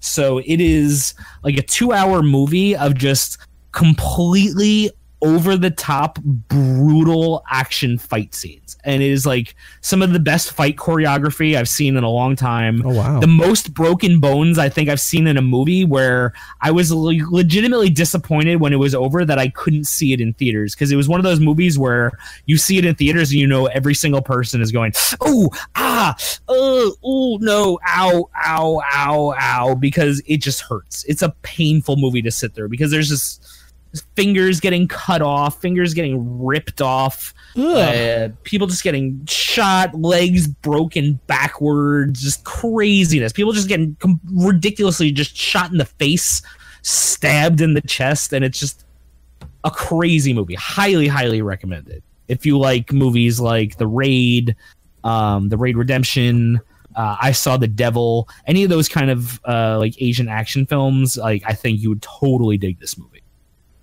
Well, I'm going to put that on my list. And you also had The Ritual. Yeah, The Ritual has been out for a couple months, and I hadn't seen it right away, but I was bored last night, and it came on. I was like, oh, you've seen everything else. Why don't you watch this? So I put it on, and the premise of The Ritual is it starts off with a bunch of guys in a bar, and they're like, just drinking, and they're talking about where they're going to go on their next adventure. And then they're walking home from the bar, and like the two guys are like, yeah, we want to keep drinking. And everyone else is like, yeah, we're just going to stay outside. So they go into a liquor store to get some liquor. And while they're in there, they realize that the liquor store is being robbed. So while the liquor store is being robbed, one of the two guys hides behind a rack because the robbers come back. And then what happens is the robbers come back and murder his friend, and he doesn't do anything. Like, he just kind of sits there frozen and watches them like brutally murder his friend. And so flash forward 6 months later, and the group of people who were planning this vacation are now on a hike that the guy who died suggested they go on. So it's a hike between Norway and Sweden. So they're just on this hike, and they decide to take a shortcut through the woods, which, as one of the characters in the movie says, there's no such things as shortcuts because that would just be called the route. And so they take the shortcut through the woods, and there's witchcraft involved and a monster, and there's lots of parts that are really cool and trippy. But for me, it just didn't get there. Like, it was close. I think they waited too long to show a full reveal of the monster or any kind of reveal of the monster, because like you don't see a lot. Okay. There's most of the movie is just like every once in a while you'll just see something like gripping a tree, like a big hand. But like this is a big monster. Like it is a huge monster. Like you hear it in the woods and you're like, there is no way that that they'll ever get away from this monster because he's huge. I like movies that they don't reveal the monsters until like the very end, if not at all. Like they don't reveal it until like probably the last 15 minutes is when you actually see what this monster is. So it's just a lot of like craziness. The people who were being hunted by this monster, the travelers who are on their vacation, they start having these like weird dreams and flashbacks, and they wake up in different places like screaming. One guy like wakes up and praying to a scarecrow. He has no idea how he got there. Another guy's got like a hole in his chest when he wakes up. Another guy just shit the bed, and they're like, I don't know what's out here. They go into the woods and there's like all these carvings in the tree, like ancient like Wiccan style things, and they're like, oh, we need to get the fuck out of these woods. And this weird shit just keeps happening, and it's kind of like The Descent in a way, just with dudes in the woods instead of chicks in a cave, where you're like, well, what is happening here? Like, because you don't see a lot, and you do get there's some good scenes where like it's nighttime, people are sitting in a tent, and you just hear this thing outside the tent like moving around, and like scenes like that are really scary. Like you don't need to see the monster. Well, they do say the nighttime is the right time. Yeah. And there's some, he's a pretty brutal monster. You know, they're like, when they first enter the woods, they're elk just impaled on a tree. Like just strung up between the tree with its guts ripped open. And then they're like, what's impaled on the tree? And then they continue to keep going into the woods. What's on the tree? Like an elk. Oh, an elk. A huge, okay, like full-size elk, just like stuck on the tree, just like ripped open, and they're there, and they're like, what do you think did it to it? And they're like, I don't know, but the blood's still dripping, so it's pretty fresh. And then they keep pushing forward. I know, that's when you turn around and you go back to the long cut. You know, you don't take the shortcut anymore. When you see an elk 50 feet up in a tree, eviscerated, dripping fresh blood, you go the other way. Like you don't keep going that way. Yeah, that's almost Godzilla. Yeah, but that like kind of ended up being like a weird premise throughout the whole movie, where lots of times they're like, yeah, let's not go down that path. Let's go down this path and stuff like that. But I thought it was interesting. Like I said, I think it fell flat for me, but I thought the premise was good. And if you want to see something different, I think you might enjoy it. I think it's worth a watch. I'll definitely put that on my list, and I think everybody else should go check that out, because Gittles is usually pretty good with his movie suggestions for either watching it to enjoy or watching it to enjoy how bad things are. You know, He's got a unique perspective on it. Two other quick mentions, and then we have to get out of here. One, There's a show on Netflix right now called Bumping Mics, which I forgot to mention earlier in the television segment, starring Jeff Ross and Dave Attell. Dave Attell, one of my favorite comedians. Jeff Ross is an incredible comedian as well. And man, I miss Insomniac. They're both, I have those on DVD. Oh, such a good show. Those. Oh, we should play the Insomniac theme.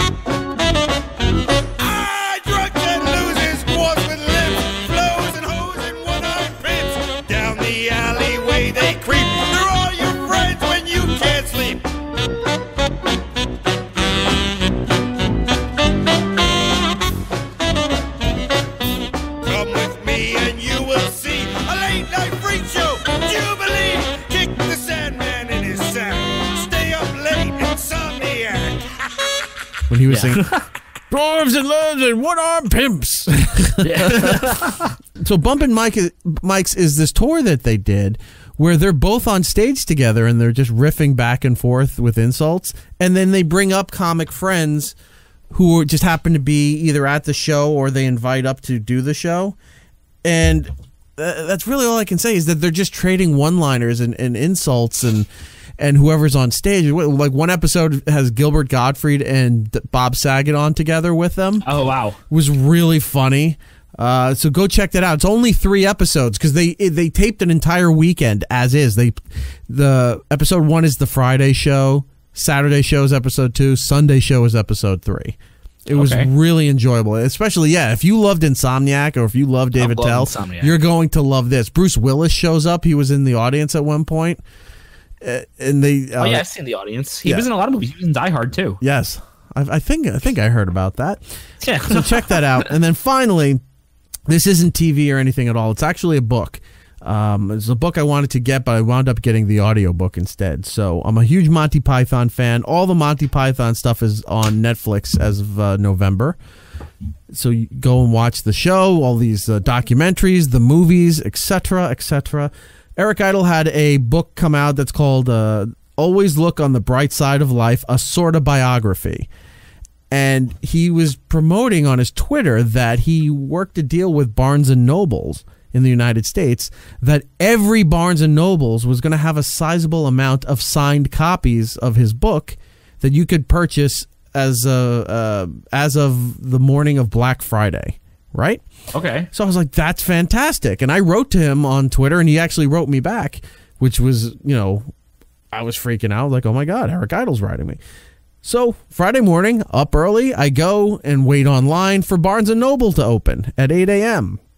Now the door's open. I walk in with a group, and I see one dude who is the cliche comic book guy looking type, big nerdy dude, glasses. And I'm like, he would know where the books are. So I go and ask him, where are the books? It's like, are there books here? I asked him I said, hi, I'm looking for a signed copy of, he goes, Eric Idle's book? Yes. Sorry, we're sold out. Wait, how are you sold out? And he's like, he said these were his words. They were one of the first, of all the signed copies they have, they were one of the first to go. Really? And I said, no, it doesn't, because the doors just opened. But I mean, how many did they have? How many copies did they sign? I don't know, but I walked in when the doors opened. There was a handful. There was like maybe 14 people online to go into the store. We just walked into the store, and I asked the guy where the books are, and he said we're sold out, meaning they don't have the copies to put out on the store. So I looked at him, and that's what I'm trying to figure out. I go, how do you not have copies? And he told me, he's like, they were one of the. We have a bunch of signed copies from other authors too, and he goes, and those were the first to go. And I just stayed there looking at him. There's no way those books sold from the doors opening and us walking in that they were gone already. So I just looked at him. I've worked in retail, growing up. I know how it goes when certain collector's items or things in the toy department, electronic department, whatever, the people in the back get first dibs because they get the boxes. They tuck them aside. They go and buy them and do what they do, or they hold them for collectors and make other deals. So I wrote to him. I said, how many copies did you get? I didn't wrote to him. I said to him, how many copies did you get? And he says, what? I said, there's no way these sold out as the doors opened. I said, how many copies did you get? He's like, I didn't get any copies. I was like, then somebody here bought all the copies, or they're holding them in the back. Because you can't, he's been promoting, and Barnes & Noble has been promoting, that these are available at every store. And I get there may only be, 6 books that were sent per store? I get that. But the doors just opened. There's no way you walk in and say, I'm looking for this book. It's already sold out when the doors opened. That's why I was calling him on his bullshit. I'm like, so how many copies did you get? And he said, I didn't get any copies. So somebody here has the copies. Else did, yeah. Somebody else here have the copies, so you should just say that you never got the copies. And he was giving me like a dirty look and an attitude. And I said, dude, I worked in retail. I know how this goes. You or somebody else took the books. You either bought them or they're sitting in the back to be purchased. They're never were going to go out on the floor. Just admit it. And I got other things to do. Like he was getting... I got to get out of here. So it was like some guys giving him shit at 8 in the morning because I know he had the books. So I tweeted out to Eric Idle and to Barnes & Noble, and I just said, this is ridiculous. I get a DM from Barnes & Noble. And they send me a DM, and they said they're going to try to see if they can find a signed copy to send to me. I said, I will buy the book. I will buy it. I'll pay for it. That's why I was there. I said, I'll gladly purchase it if you have it. I have not heard from them since. This was Friday, Black Friday. But I wound up buying the audio book from Audible. And is it read by Eric Idle? Yes. Okay, see, that's cool. And it's really good. It's about a little over 8 hours long. And I have, according to my Audible, I have 2 hours and 5 minutes left in it. Some of the stories in there are insane. They're amazing. I can only imagine. Him hanging out, like he was at, he's talking about he's at this little house in Barbados and he's hanging out and hiding Mick Jagger and his then girlfriend, who he stole from another famous person. He's hiding them at a house in Barbados, and he's talking about how they have the back bedroom, and like he's telling these stories like these are stories you'll never hear again, because that kind of a generation will never happen again. You know, he's talking about that was just a different time. He's hanging out with George Harrison all the time. He's hanging out with Jeff Lynne from ELO. Like, he's just in this. He keeps saying, he's like, I don't know how I get into these places here. And then he tells a story, which I don't want to ruin for anybody, but he talks about how he fucked up a Star Wars movie because he had a party where he kept Harrison Ford and Carrie Fisher out too late, to the point where the cars showed up at this apartment in the morning to take them to the set to film. They never went to bed and didn't realize they never slept. And they had already been up for a full day shooting stuff. They never slept. So now it's 2 days have gone by and they had to go back to work. And he tells you the scene. He explains the scene in the movie for Empire Strikes Back. And he explains exactly the scene and he says, you'll see Carrie's doing this and Harrison's doing this. And he goes, and it's one of his proudest moments that he ruined a scene in Star Wars. And I went and looked online. I'm like, oh my God, he's 100% right. This is exactly what happened. So go and get that book. If you can buy it, great. If not, get the audio version. It's really good. For Eric Idles, always look on the bright side of life, a sort of biography. All right, that's it. Let's go do the plugs and get out of here for today. Gittles, what do you have? Gittle based on Twitter, Instagram, and Xbox Live, and I think I'm gonna there's a cookie takedown in December, and I think nice. I'm gonna do it. Like I'm worried because the competition is usually just moms who have recipes that are passed down for generations, and they don't want some bearded guy to beat them, but it's gonna happen. So I gotta try and come up with a good cookie recipe. Look, what kind of cookie have you always wanted, Eric? Hold on, before I answer that, you gotta understand something here, Gittles. You gotta understand something. You can go and play Magic and beat a 10-year-old all the time. You can go in there and beat out moms. Oh yeah, go take those moms down. Thus the takedown. Show them who's boss, and say, "Bitch, you don't know how to make cookies." I got a cookie that you'd like. What is it? What if I tried to make a cookie that was like a tea and lemon cookie, like an Arnold Palmer cookie? Yep, I'd be all about that. The only thing is, I don't think tea translates well. Oh, it does. Into flavoring and baking? Oh yeah, I know lemon does. Lemon's insane, but tea works wonders. You'd be surprised. If you can, I use a lot of tea at work cooking. All right, if you can pull that off, I would gladly love to come and try and taste that. I love weird cookies. I like snickerdoodles. That's not a weird cookie. Some people don't like them. Like, I like snickerdoodles. Idiots don't. I love oatmeal raisin cookies. I don't mind oatmeal raisins as long as it doesn't have the raisins. You just like, you know what? Oatmeal cookies are pretty good too. Do you like those oatmeal cream pie things that Little Debbie puts out? Ugh, Little Debbie is putting out oatmeal cream pies? That sounds gross. Is it Little Debbie's? Something like that. One of those companies does it. Anyway, that doesn't matter. Those are your plugs. For me, it's E-Rock Radio across the board on social media and on the Xbox. If you're going to join us now that multiplayer for Red Dead 2 is coming and being available. I think this is just the beta stage that we can all try out, but we'll start possing up with a bunch of you guys out there if you want to join us. But for more important information is the show. It's Erik Nagel across the board on social media. Follow us on Facebook. Subscribe to us on YouTube. Call the phone number 651-SMITHERS. That's 651-764-8437. Leave a voicemail to be used on future shows. Next week, if he comes back here, Trevor, look at this. I got a copy of his CD for his band. Ooh. So you know that motorcycle beer thing he kept talking about that we didn't think was a real song? It's a real song. Oh, I didn't doubt that it was a real song. I thought he was making it up, but I have it here in my hand. I'm waving it to Gittles here, but the rest of you out there can't see that. We will play that when he comes back to the show. I promise you. This could be the next Foundry's Pendulum. Oh, I can't even fucking wait. Pendulum. All right. Why'd you say that? Until the next time, everybody, be excellent to each other and have a wonderful time. And we'll be seeing you. It's Erik Nagel. Cold